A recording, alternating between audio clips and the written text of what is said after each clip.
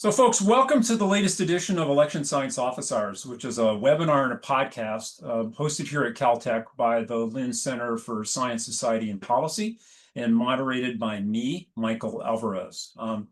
You can find that we now have an archive of 21 of these episodes. We're accumulating quite a really interesting set of episodes that are available now on YouTube, Spotify, and Apple Podcasts. They're listed on our Caltech Election Integrity Project webpage, protectingtheelection.us. And you can also follow us on socials. We're on LinkedIn, X, Blue Sky for the latest updates, not only on these episodes, but also on our work. And today I'm really excited because our guest is Matt Masterson. Matt is an experienced leader who's been focusing on the intersection of technology and democracy. And he's currently serving as the Senior Director, Elections and Societal Resilience. I'm going to say that again. It's a mouthful. Elections and Societal Resilience. It's a great title. At Microsoft, after a marked career in government service. Previous to that, Matt had served as a non-resident fellow at the Stanford Internet Observatory, Senior Cybersecurity Advisor for the Cybersecurity and Infrastructure Security Agency, which was part of the U.S. Department of Homeland Security. Prior to that, Matt was nominated by President Barack Obama and confirmed by unanimous consent of the U.S. Senate to serve as a commissioner of the U.S. Election Assistance Commission, EAC. And prior to that, he served as Deputy Chief of Staff, Chief Information Officer for the Ohio Secretary of State's Office, and Deputy Director of the Testing and Certification Division of the U.S. EAC. Matt was admitted to practice law in the state of Ohio and is a graduate of the University of Dayton School of Law. Prior to that, he got his BS and BA degrees from Miami University. Matt, welcome. Thanks for being here. Thank you. Yeah, thank you. Yeah, excited to have you here, and I know we have a lot to talk about, so we'll just dive right into it. Now, your current title at Microsoft is Senior Director, Elections and Societal Resilience. Can you tell us kind of what does that mean, and what do you and your team at Microsoft do?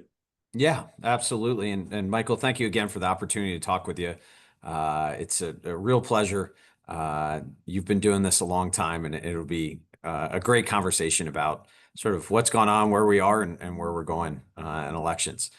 So the Elections and Societal Resilience team here at Microsoft that I have the honor and pleasure to lead is within what's called our Tech for Society team. We're really lucky here at Microsoft that the company invests in and embraces our role as a technology leader around the globe in supporting vibrant democracies globally. And so my team gets to work with election administrators, civil society groups, other technology companies at times to help support those who are administering elections around the globe. So if you look at last year, we supported everything from the EU election and the individual member states that were holding elections to support for India, South Korea, as well as obviously the U.S. presidential elections. And what that means for us is providing cybersecurity support, whether that's in the form of cyber threat intelligence sharing, cyber protections. We have a program called Account Guard that election administrators and others can use that gives advanced protections to things like email and other Microsoft intelligence and threat sharing.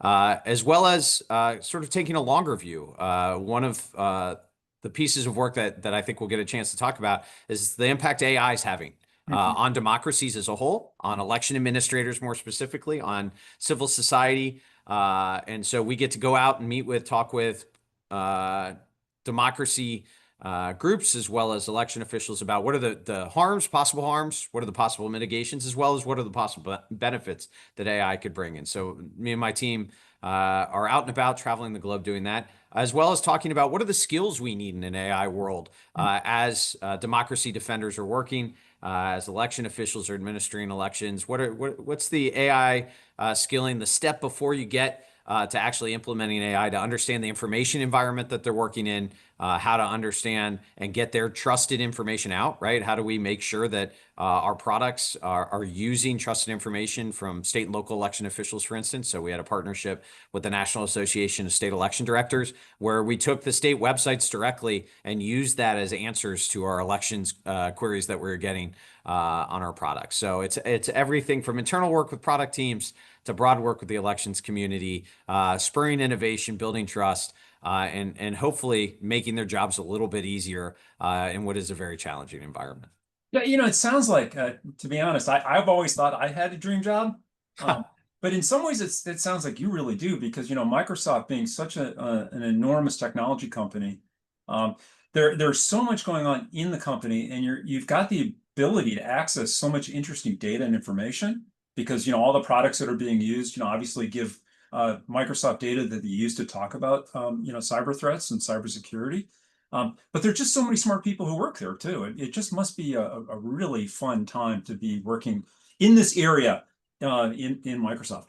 Yeah, it is a really fun time. And in many ways, I've been incredibly blessed and lucky in my career that I feel a little bit like the Forrest Gump of elections, that I find myself in these incredibly exciting, challenging positions at a time when that role or that work is really important. Whether that was the time at CISA and working on cybersecurity issues, or revitalizing the EAC back in 2015. And same applies here. As AI is emerging and innovation is happening around the globe in a number of different industries, we have a really important role to play working with election officials to understand, again, the risks. There's lots of conversation, important conversations about that, but also the opportunities that AI could present to help really strengthen democracy, the integrity of the process, and communicate with voters. Yeah. So let's talk about AI for a sec, because I'm really excited. You're going to be speaking at a conference we're holding next month in October at WashU in St. Louis, Protecting the Election, AI and Governance.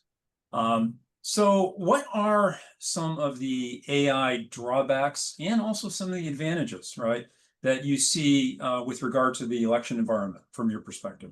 Yeah, this has been a really important conversation that we've been having for a number of years, but really culminated last year with work that we were doing with, again, election authorities and governments around the globe, where there was a great deal of concern about the possible harms that AI could bring to democracy. There was a lot of conversation about deep fakes and the impact that the information environment could have to undermine trust, create doubt, dissent, and distrust of election results. And so we worked a lot with election officials on what was in their control, what wasn't in their control. We frequently talked about the serenity prayer, which I think is very applicable for election administrators in this regard, and then what our role as a tech company was. And so, for instance, along with all the other leading tech companies, we signed something called the Tech Accord to prevent the harms of deceptive AI in the elections last year, which outlined 8 commitments that tech companies would take to both identify possible harmful deceptive AI targeting elections,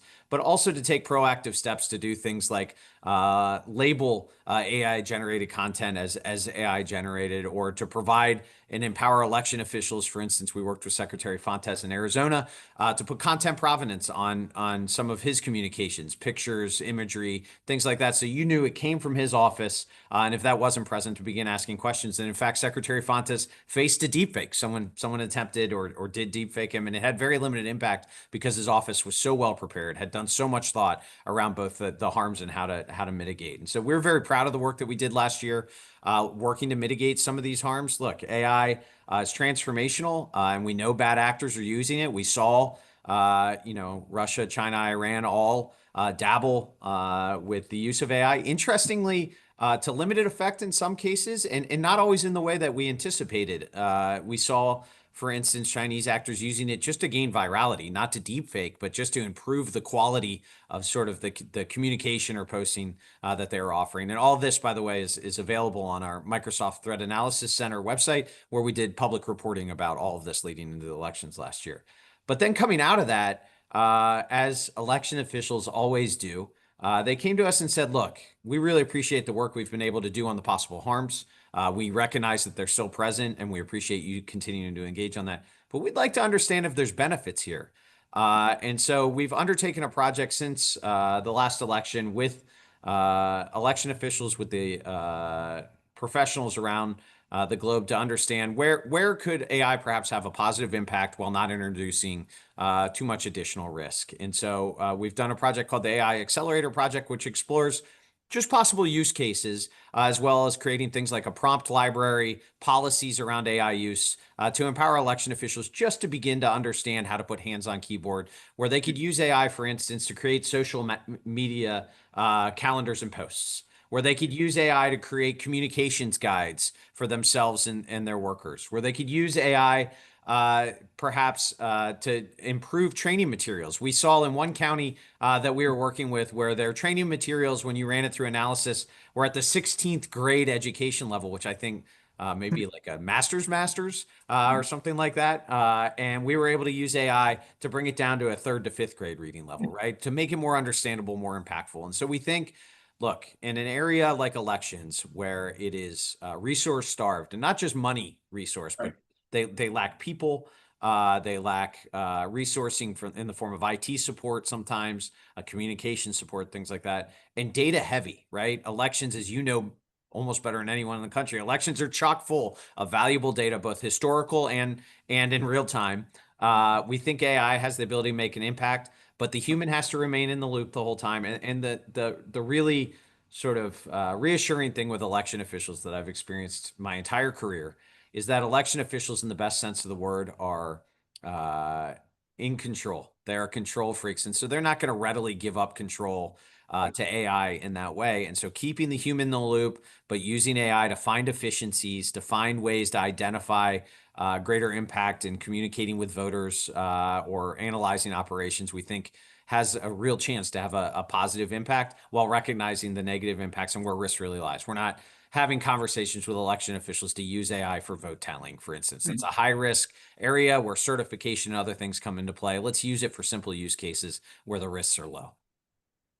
And I think that makes perfect sense because every election official I've ever met is incredibly conservative, right? In the sense of like conservative and that not, adopting technology just to do it and not adopting technology in ways that bring on risks, right? Yep. And- no, go ahead. Often we say technology in elections is evolutionary, not revolutionary, right? Yeah. Introduce little changes here or there. Right. Let's see what it looks like and then slowly start. And as you know well, the best part of election officials is they share all their practices with each other. And so they're going to begin to innovate. And what we've already seen is ideas that we had, they've innovated on 5 times over now and finding applications that are better, that are safer, that are more applicable. So it's a really cool conversation. And it's a positive conversation, which is kind of nice. But what I wanted to know was like, you can feel free not to answer this. But do you see that there's a place or some places where AI can be truly transformational in the election administration process? Not incremental, right? But transformational. Yeah, I absolutely do in time, right? In time. That first of all, it is transformational for election officials, particularly mid to small counties in the U.S., to find greater resourcing and greater impact, right? That the difference between, we worked with a county to simply take and modify PowerPoint presentations that were trainings over time, and it was saving 2 to 3 hours a week. Well, that's a significant amount of time when you talk about an election official building towards an election. So that I don't want to downplay the sort of transformational nature of just finding more time, right? It's the most valuable resource election officials have. They can't get it back every day, every hour. They're closer to another election. And so finding those places where AI can save that time, where a staffer can be doing something like proofing ballots by hand because they've already knocked out one of their other tasks using AI. But in addition to that, one of the greatest challenges that election officials, I think, face is assignment of resources. So as we're building towards an election, as you have early voting, vote by mail, and building towards election day voting, that ability to take historical data, looking at trends in different communities, different neighborhoods, very granular data, and combine it with real-time information as people are out voting early, mailing in their absentee ballots, and be able to assign resources dynamically based on analysis from AI using human knowledge as well. I know that neighborhood, traditionally they do this. I understand, why turnout here is higher by mail this time than last time. Combining the human knowledge with an AI analysis, I think what you'll find over time as we continue to work through this is the ability to dynamically assign resources, whether that's poll workers, sending ballots out, sending additional machines out, whatever the case may be, in order to better support voters as the data is analyzed. And for me, that would be transformational, right? One of the other sort of AI demos that we've worked with election officials on is a voting system log analyzer. So not touching the voting system in any way, shape, or form, but pulling the data from the voting system logs and simply being able to query the data because it's so much, right? That voting systems are required to log essentially every function that they perform at any time. And just analyze to be able to look for ballot jamming and trends towards ballot jamming, or the need to clean the machines because one machine's jamming at a higher rate or not scanning as quickly as others. So that ability to query data quickly and respond, I think, is where AI can have the greatest impact and safely be implemented by election officials. And it'd be transformational. It'd be really cool. I agree. That sounds incredibly exciting. Now, when you say dynamically, you mean really kind of in near real time, like as the election's progressing. I mean, when you were talking, the vision I had was like here in LA County, we have vote centers, and there's a lot of data that's coming in, right, every day that the vote centers are open, from, obviously individual voting machines, but also from the operations of the vote center itself. And so I think what you're suggesting is that AI can be used to analyze that data in near real time to try to improve service to voters. 100%, exactly. In combination with historical data to say, "Ooh, Right. this is a little higher than we typically see here, so we may want to assign, additional resources there, or pull resources because we see that 70% have voted early there, whereas traditionally it would be 50%." So yes, that ability, and again, all the decision making still lies with the election official and analyzing that data, but it'll give them greater insights because it's got the ability to take that real time data that or near real time data that you're describing, combine it with historical information as well as demographic information, GIS mapping, right? All of that's where AI really thrives, is in that large data environment to be able to look, but keeping that human in the decision making loop to Right. make the decisions about where those resources go and how to implement. Gosh, that's an amazing vision. I'm just looking forward to next time I go down to like LA County's ballot tabulation center where they have a kind of a cool setup where you could actually imagine doing something like that Yeah. and seeing how they might be able to implement a vision like that. That's amazing, man. Yeah, I mean, it would be really, and again, there's the LA counties, which I completely agree, and the larger counties that have the IT staff, the GIS mapping, all of that to implement. But much of this, I think, can and should over time be looked at to be applied to mid to small counties that perhaps don't have that kind of insight and ability, and where resource restrictions really are impactful. And that's the vast majority of counties, right? That's the vast majority of counties. Well, fantastic. So, to switch gears just a little bit, so you actually spent most of your career, right, working in government service, and I think it's actually where we first encountered each other was when Yeah. you were working in Ohio. So, how's this transition been from working in government service to the corporate sector? How's it going? You're enjoying that? Yeah, I absolutely love it. I will say I loved my time in government service. I valued the mission every day, whether that was the mission at the Ohio Secretary of State's office, the EAC, or CISA. I never woke up and wondered uh, the purpose behind my work, right? It mattered to me and felt impactful. And that has carried over to the private sector. That was my biggest question Mhm. heading to the private sector was, would I have that same feel and impact? And look, it's hard to find a greater reach than a place like Microsoft. Getting to do more in global elections that I hadn't previously experienced. I found that perspective to be amazingly valuable in getting insights into just the state of democracy, technology, and things like that. And so, look, I'm incredibly lucky to be able to work at a place like Microsoft on issues that I care deeply about at a time where technology has the potential to really be impactful, hopefully positively, but obviously with negative risks as well, and be a part of that conversation. It's been really, really fun and awesome for me. Well, like I said earlier, I think I've always thought I had the dream job, but I don't know. It sounds to me your job description actually It's pretty great. better Yeah, than it's pretty mine. great. That's pretty cool. Now, you were on the US EAC. from 2014 to 2018, and you served as chair from 2017 to 2018. So when you were on the EAC during that period of time, what were the main challenges that you and the other commissioners in the EAC more generally face? Yeah, many. At that time, in 2015, when we were appointed to the EAC, it was three of us, Tom Hicks and Christy McCormick, both whom remain on the EAC. And the agency had been without a quorum of commissioners for 7 or so years. And so had continued to function. The staff that were there and leading had continued to provide value to the community, but there had been no, political leadership, no face or heads that were out there pushing forward. And so our biggest challenge was reestablishing the agency as commissioners, as value to the community, right? Again, staff had done incredible job throughout that time without commissioners, but the agency's meant to have that leadership there, right? And to lead in that way.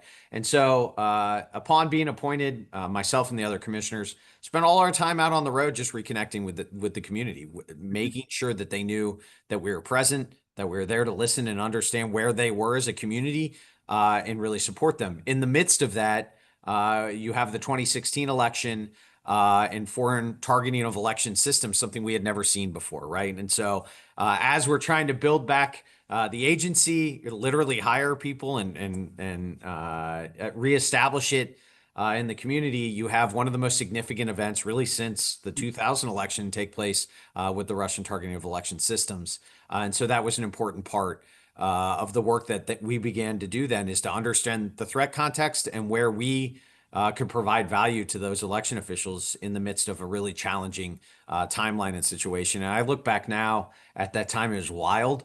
But also, again, there was nowhere I would have rather been, because we got to be in the middle of it, but directly connected with those officials doing our job, which was to support them in a dynamic environment that we had not experienced before. So it was a really challenging, incredibly hard time, but so much fun to be in it with those officials at that time. Before we started, we were chatting a little bit about, how things have changed over the many years that we've both been involved in elections. And I think this is a kind of common misconception that people have about election administration, especially in the US, that it's like it's boring or very little happens. But in fact, it's really dynamic and ever changing. And folks like yourself, when you're working at the EAC or now, you're constantly responding to a rapidly evolving kind of environment. Yeah, it is. Someone early in my career, when I started, told me every election has its story, and that story stays.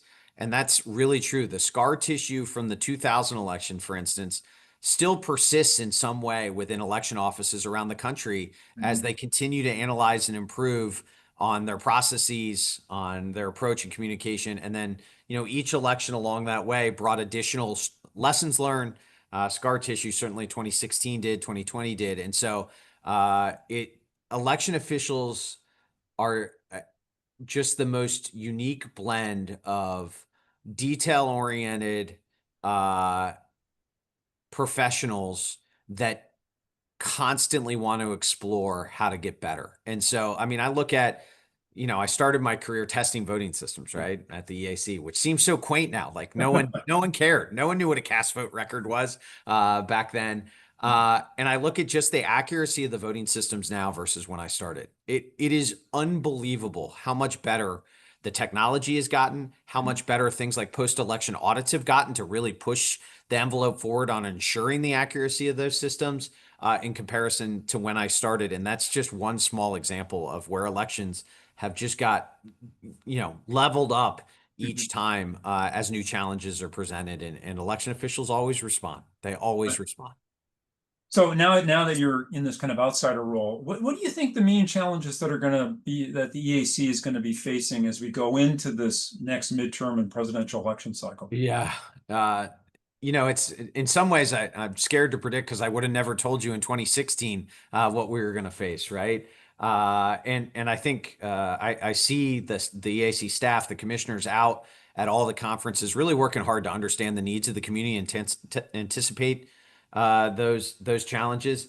Look, I think budgeting is always a challenge for the EAC, ensuring that they have what they need to serve the community. As VVSG 2.0 is really, it's been adopted. One of the voting systems has been certified to it. It's going to continue to need to evolve and improve. And the clearinghouse and some of the politics around things like the National Voter Registration Form, which have some of these issues have been persistent for the EAC since its start, right? Questions around the national form have been around since the very beginning of the EAC, but the dynamic, the political environment, and funding, all evolve as the agency evolves.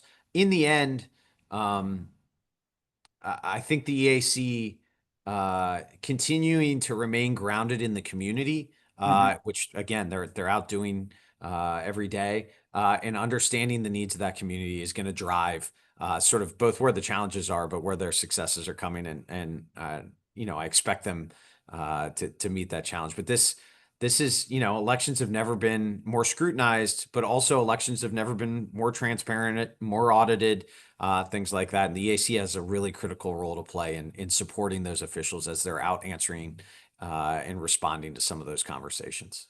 Yeah, and when you say being out in the community, when we had an event in January here at Caltech, which we had to go virtual because of the fires, but the commissioners all jumped at the chance to participate in that event, and they're going to be participating in our event in October, and it's just really exciting to me that we have folks like that, and yourself too, right, who are willing to come to these academic style conferences and engage not only with each other, but also with that part of the community too. Yeah, and I love that point. I think the commissioners and the EAC staff have done and recognize that bridging the gap between communities at a time when a lot of election officials feel isolated, allowing additional communities to support them and serving in that role, they've done an effective job, and I think it's a really important role that they play in that. Absolutely. Now, to step a little further back in time, I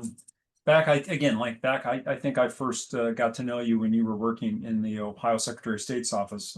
We were actually doing some research projects with Pew that dealt with Ohio and Kentucky and some other states at the time. You were one of the people who was really heavily involved, I think instrumentally involved in developing the state's online voter registration system. Yeah. And systems like that, which were so important as a result of the Help America Vote Act, are still being used today. And I'm wondering, what do you think? Do you think these systems are still robust? Do we need a kind of HAVA 2.0 to really go back and really help improve statewide voter registration systems? It's a great question, and the answer, as with most things in elections, is it depends. I don't foresee a likely influx of cash like from HAVA to focus on that. Although there's a lot of attention right now on list maintenance and on maintaining databases and exchange of data, all of things which modernization would help support, right?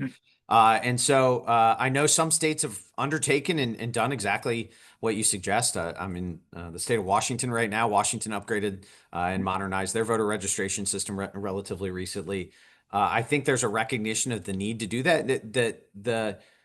In so many ways, at least at the state level in so many states, the voter registration database has become really the election management system. It does so much more, right, as you point out, than register voters. It handles UACAVA ballots and election night reporting and you name it, right? Voter lookup tools, things like that. And so I think in many states there's a need to begin to understand where they stand from a robustness standpoint. I will say one of the biggest improvements I've seen from 2016, through today is the security around the systems. That wake-up call from the 2016 election led to states taking some really important critical steps to securing their voter registration databases, things like logging and monitoring, alerting, having separation. We just saw in Nevada, for instance, when there was a cyber attack on the state, the Secretary of State and statewide voter registration system were completely not impacted because of their separation, their isolation, right? And so we've seen states take some really important steps. but continued investment in that and understanding the role that statewide databases now play, the increased role as essentially statewide election management systems. Yeah, I think there's a need to look at that, including modernizing simply how the data is exchanged, which is a wonky topic. But we still have states that are bottom up. We still have states that are top down that can't seamlessly exchange data in a way that you would need to support the counties. And so getting data clarity, frankly, implementing something like a common data format, which is out there now, right? We didn't previously have it, is going to be critical, because the other part of this that I think is really important to your question, there's the modernization, robustness, security, all incredibly, incredibly important. There's also a transparency aspect to this. The more consistent the data is, the more people like yourself are able to meaningfully interrogate the data because it's consistent state to state, county to county. Oftentimes in some states, the counties don't even report data consistently. The greater transparency, the more you could build trust, right? The more you can have a coherent understanding of what's working, what's not working, where improvements can be made. But that can only happen if your data is consistent and clear. And that's not always the case, within states and certainly across states as we look at that. And so I do think that's an important part as we look at those incremental improvements. Data quality and exploring how to modernize those voter registration databases to improve that data quality, I think is going to prove to be really, really important. So is there a specific vulnerability that exists when there's a lack of a common data format, other than, transparency, obviously, that's a vulnerability in itself, right? A lack of transparency, because that leads people to be less trusting, right, of the quality of the data. But are there specific kind of vulnerabilities that exist when you don't have a common data format in a state? That's a great question. Not that come to mind as like terribly likely or effective, but again, if you can't understand your data, it's hard to understand if something's happening with your data, right? And so it's not just transparency, it's the ability to interrogate your data to understand if there are anomalies, if there are changes. And again, some of the monitoring, some of the logging that we've seen states implement is really meaningful since 2016. And they not only have a way to detect if something's wrong, but the ability to recover has become much better. But if you don't understand your data, if there's no way to really interpret what's happening, it becomes a lot harder to understand if something's wrong, right? And so I think that perhaps is the greater challenge. And again, one of the most challenging risks for election officials is the lack of understanding of the process and what the data means, leading to false or misleading narratives about it. And so the consistent transparency that could be offered there, which election officials are working very hard on. They've done a really good job. But like I look at some of the work that's happening in Colorado right now at just auditing things like signature audits and voter registration lists. That's going to prove to be really important, just as improving post-election auditing was critically important in the time period from HAVA, really through the 2016 election. I'm going to switch topics because I know I promised you that we wouldn't take up too much of your time, but I'd like to talk a little bit about the kinds of threats and harassment and attacks that election officials themselves experienced in 2016 and 2020, which you, I think, are intimately familiar with. They experienced these attacks in person on social media, and there were even problems that occurred in polling places and ballot tabulation sites and places where people were congregating to observe the process. Now, as we think, move forward to 2025, right now we're seeing what appears to, at least me, to be some kind of increase in these kind of threats, and certainly we've seen instances recently of some shocking political violence. Obviously, these are concerns for all of us, but I must imagine that there are concerns for election officials. Many of you, personally. Yeah. What do you think they should be doing that they're not doing to mitigate these kinds of threats in vote centers and polling places and election administration sites as we look forward to the next election cycle, which is months away? Yeah. The threats are very real and ongoing. They have been for a while now in a way that this community has, dating back to when I started, has faced, varying degrees of threats. Certainly we saw after the 2000 election, but the persistence and amount, the scope and scale has been unlike anything this community's seen, and it's been sustained really over 4 or 5 years at this point of constant sort of targeting. I was just yesterday at a meeting of the Committee for a Safe and Secure Election, whose focus is bringing together state and local law enforcement with election officials to answer the exact question you just asked. What can we be doing together? How can we better secure the process? How can we better secure those who administer the process? And ensure, a safe process for voters, a safe process for the administrators, but then also, because it's safe, engender trust and make sure folks understand that it's secure, it's physically secure, it's cyber secure, and it has integrity. And so, that the CSSE has put out a number of checklists, a number of resources for election officials around how to secure your office, simple steps you can take, how to assess your overall physical security, how to deal with things like doxing, right? When you've been targeted and your private or public information is put out to the public, how do you begin to secure, implementing robust things like chain of custody, physical security controls, monitoring, if you can, putting in things like cameras, but a lot of election offices can't afford that or aren't getting the funding. How do you advocate for funding for this type of security, right? And then how do you bring in law enforcement in a way that's appropriate, right? That respects the role that law enforcement has and doesn't have in elections, while maintaining protection of those election officials. And the work that CSSE has done in the last 4 years, 2 to 4 years, has been some of the most meaningful work I've seen, because I've seen the barrier break down between local law enforcement and election officials to say we both have a role to serve in this, and we have to work together so that the public has confidence. And so I would love to see. I saw a stat that just under half of election officials nationally have some sort of relationship with their Homeland Security, as in like local and state Homeland Security, or local law enforcement officials, like meaningful relationship. That number needs to be a lot higher. And that's one, like, you don't need to be trading business cards in the midst of that emergency, right? That could be established now. That conversation could be had now, and there's shared interest in doing a really good job. And there's a model for it. Other counties have done, or other localities have done a good job building this up, and could be learned from. Right near you, for instance, in Orange County, there's a great relationship between the local election office and local law enforcement, and it really matters, not just to the security of elections, but the confidence that they have.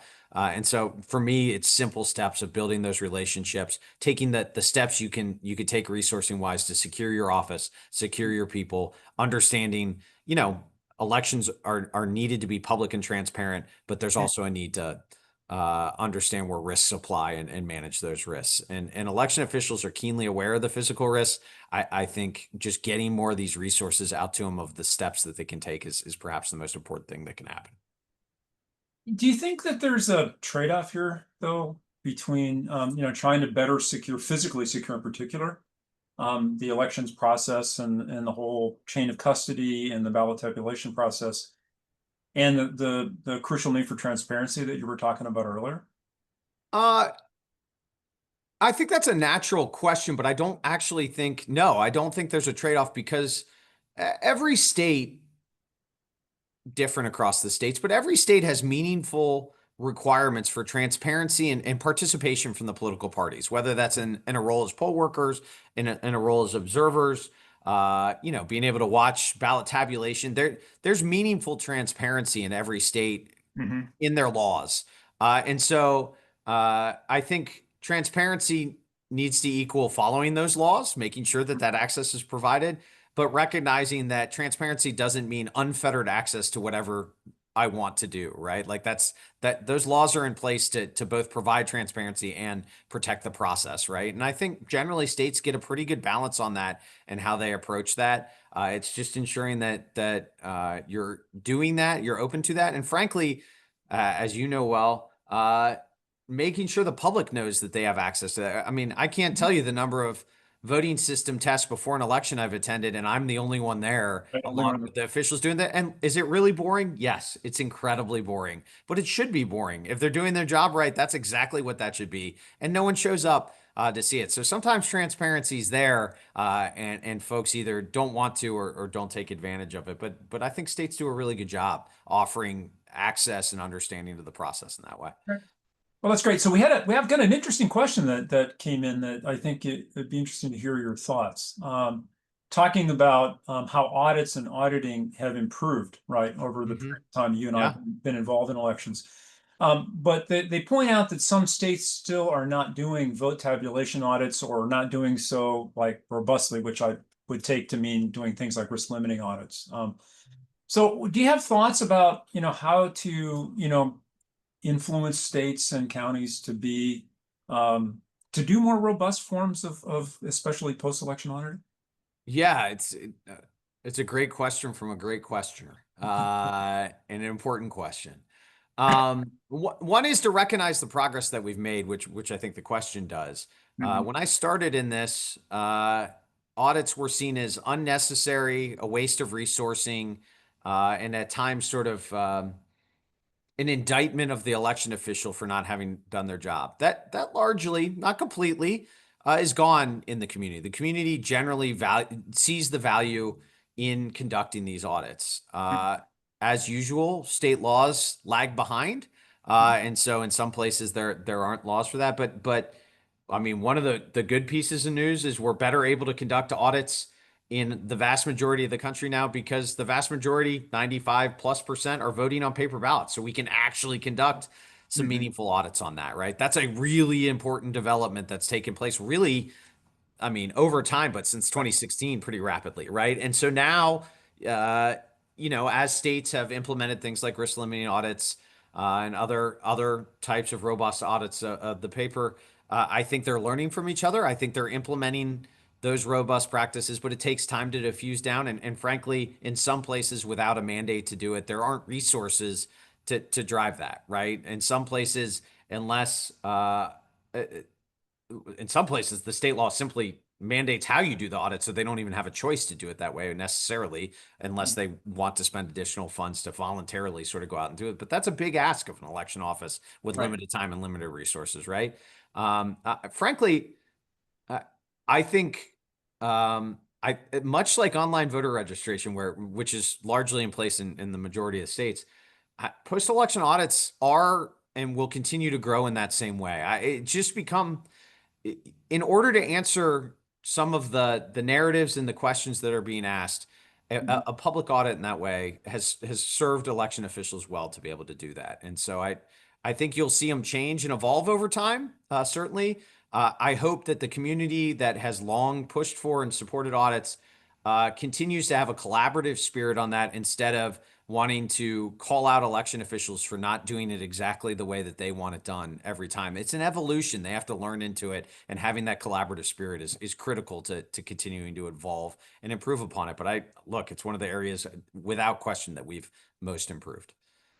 Yeah, I mean, I agree with you. I think that, over the last 25 plus years that I've been involved in elections, that there are these tools like post-election audits, the increase in transparency that have done so much to try to help election officials and people like you and I who are involved in elections to deal with what I will call a lot of the sort of false narratives that crop up about elections, the rumors, the myths, the conspiracy theories. And there was a lot that was done when you were at CISA to try to help election officials deal with a lot of those narratives. What do you think can be done moving into this next couple of election cycles, as it doesn't appear that we're going to have CISA's help, right, to deal with these kind of narratives? Yeah, I mean, I think the community is trying to figure out what support will look like, but the good news is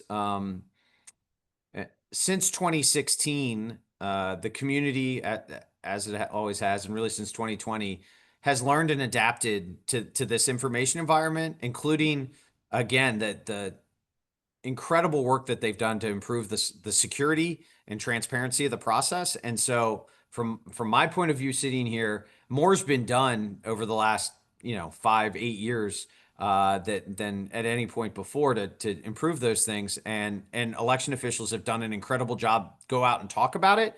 But being proactive, and frankly, I should turn the question around on you because of some of the work you do. But that ability to get out in front, put trusted, authoritative information out into the ecosystem in advance, and constantly have a consistent message to it is really important. And I know from talking to election officials that they feel like at times they're just yelling into the ether, right? Like that their message is getting nowhere.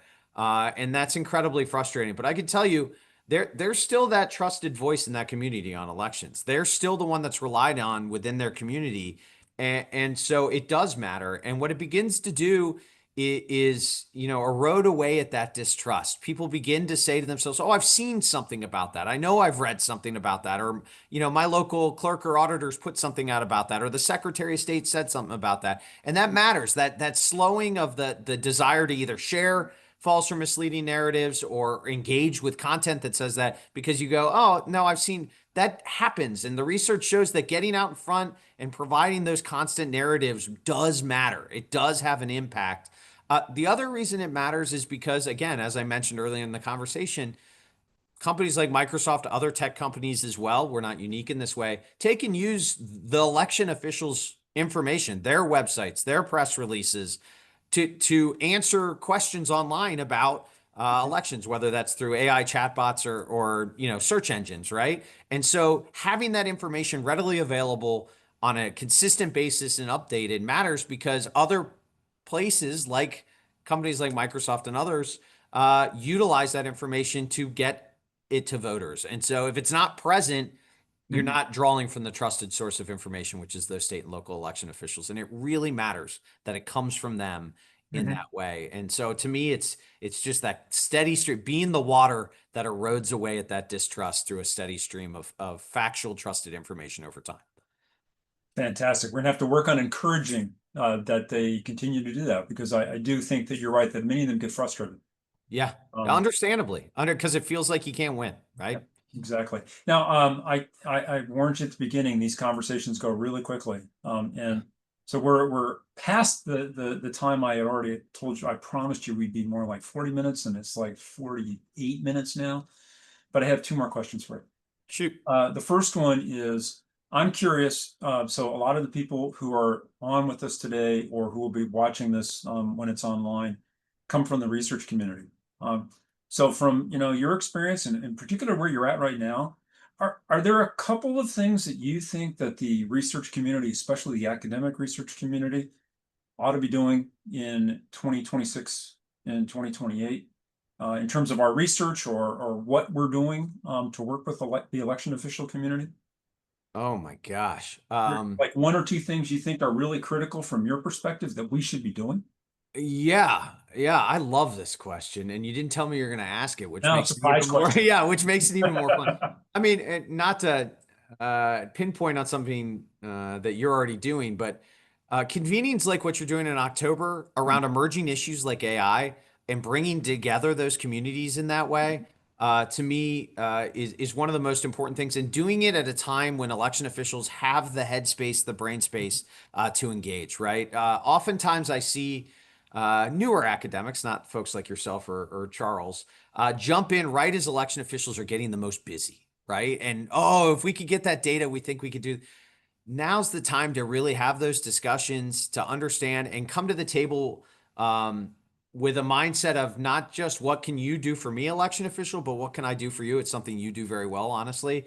Like there's a symbiotic relationship to be had here where your research needs can be met, but it also can produce research that meaningfully benefits the elections community. And early in my career, as you undoubtedly remember at that time too, it was a very tense relationship Oh yeah. between the two, because it was more of a we're going to show you what you do wrong versus I'm open to getting better. Let's look at the data at what could be done better, right? Relationship. And so one is engaging in that conversation at a time when they can meaningfully do that. And then two really is in advance now rather than into next year, working with them to understand what data is available, what data is good, like is actually reliable in this way, and if there's a need there, if there's a real benefit that could be brought with a certain data type or category, working now to see if there's a way to implement it versus coming to them 6 to 8 months from now when there's just no chance they could ever do that, and then throwing up your hands and saying,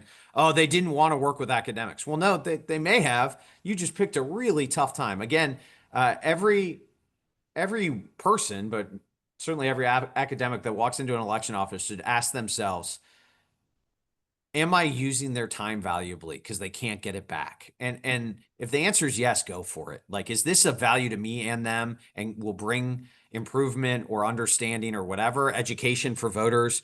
And so work around how to communicate with the public, work data and work around trust in elections, whatever that means, however it's defined for the academic paper, I think is going to matter to election officials, but it's got to be at a time when they can actually intake it and really do something about it. There's nothing worse than, and I saw this actually in cybersecurity more than anywhere else, when an academic or other would conduct a cybersecurity research effort in October before a federal election. Well, there's no cyber changes that you can make at that point in time, not meaningful ones, without risking other parts of the operation. That does us no good. Let's go ahead and engage that conversation now. That's fantastic advice. And so last question, simple one. Is there something we haven't talked about today that you wanted to mention, or you wanted to get out? Oh my gosh.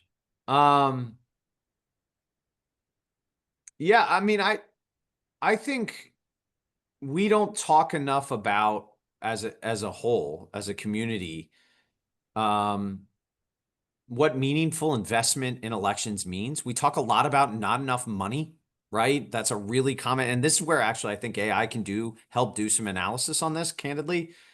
But where would money bring the greatest impact? Is it personnel? Is it